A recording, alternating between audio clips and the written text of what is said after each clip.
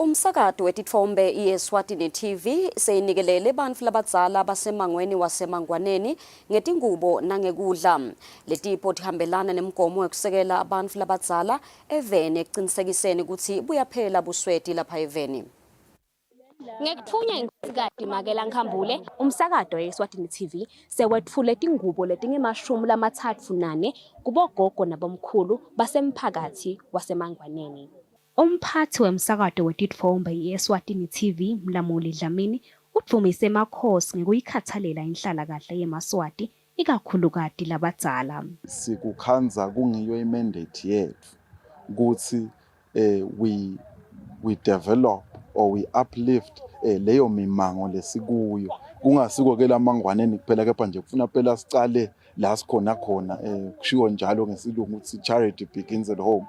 Siyajabula nje ukuthi sicale lamangwaneni lamhla kepha nje sifuna ukuthi sichubeke singagcini lapha sikwende lapho kunesidingo khona eveni kakho nalokuhlanganisa lapha nalapha naloya lokukhona lokuncane nako sibahlanganise kubonakala ukuthi emaswati ayazuza ngaleyo ndlela. Kulabo labazuzile bafaka ekhathi gogo Josephina Zulu loneminyaka leli102 budzala loswele imilomo letinkhulungwane. Siyabonga bayethu. Siyabonga Dlamini kunene. Shaka umntwana emathubeni. Solomani yane nalembu.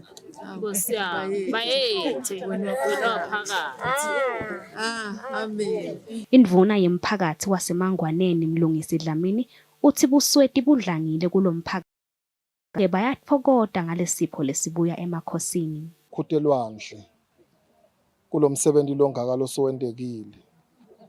Impendulo ingathi la mangwaneni kumadima kakhulu ngoba nalokulima kude ngalesimo lesikhona kepha ke njengoba senako sekuthuse batholile bogogo sekhutalwandle lesidingo sikhulu kakhulu labanye kunebantwana labahlala bodwa nalabogogo njengoba nibabonile lapha nibonile nje ukuthi emkhathini wabo bekunalona 102 years.